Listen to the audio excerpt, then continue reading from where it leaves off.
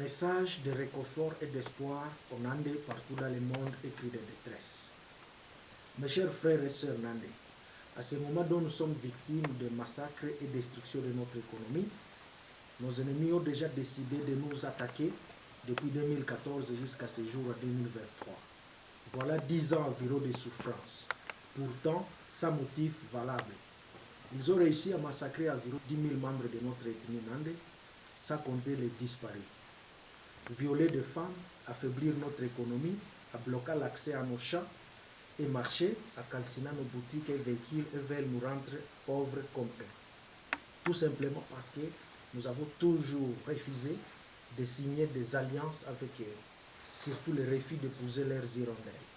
Cette race de vipères et circoncises a toujours considéré les Nandais comme un blocage à leur plan d'exploitation des ressources à l'est de la RDC et de domination de l'Afrique centrale. C'est pourquoi nous sommes leur cible actuellement.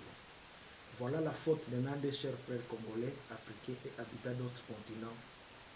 Le monde entier devrait bien comprendre cette affaire. Leurs actes criminels et horribles ont traumatisé plus de 70% des membres de notre communauté et certains d'entre nous ont perdu le goût de la vie. Pourtant, chacun de nous a droit à une vie paisible dans la dignité.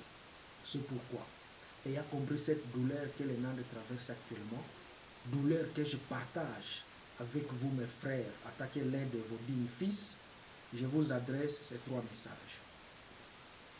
Premièrement, je vous adresse un message de compassion et de réconfort. Je suis de cœur avec chaque famille Nandais, partout dans le monde, dans sa douleur, à cette époque difficile de notre histoire.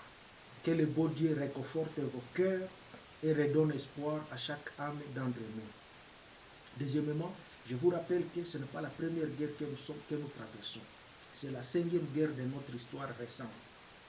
Vous devez vous souvenir que les Nandais n'ont jamais perdu la guerre. Veuillez bien consulter l'histoire. Celle-ci, nous devons aussi la gagner à tout prix, malgré le temps et d'énormes sacrifices qu'elle va nous exiger.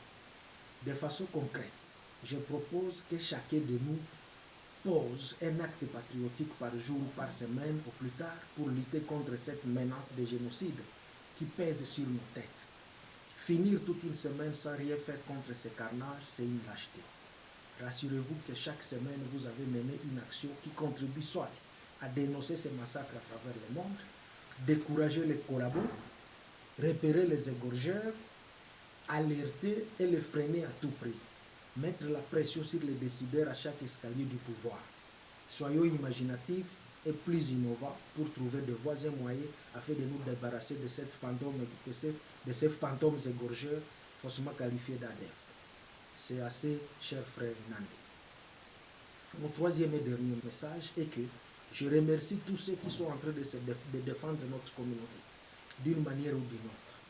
Les prières des fidèles, des aides à nos guerriers, des sacrifices suprêmes par ceux qui sont au front, des lobbying de haut niveau par nos diplomates et juristes, des réflexions et stratégies proposées par nos intellectuels et scientifiques, des actions variées, des résistances posées par nos jeunes de groupes de pression.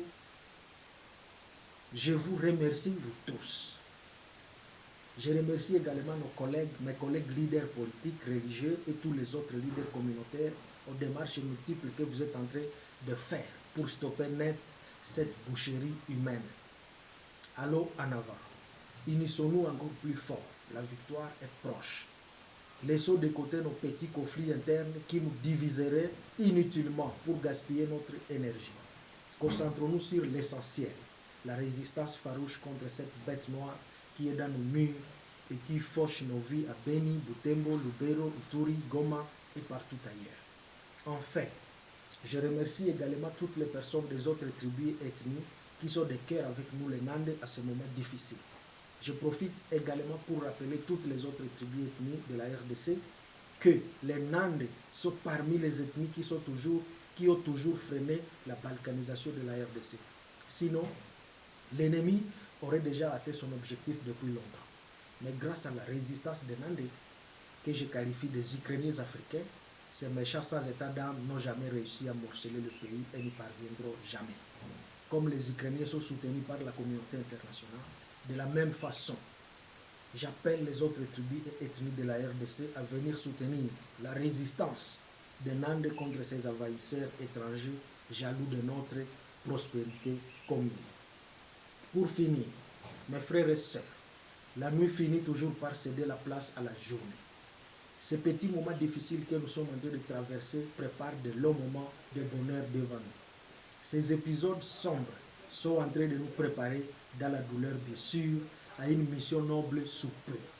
Nos esprits sont en train d'être purifiés et aiguisés par ces événements qui préparent certains d'entre nous à prendre des responsabilités de noblesse d'ici peu dans notre société. C'est là, aux côtés de nos autres dignes compatriotes, pour aider à sauver notre race et la RDC. Que vive la communauté Nande, que vive la ville de Butembo, capitale de Nande, que vive la République démocratique du Congo. Butembo sauvera la RDC.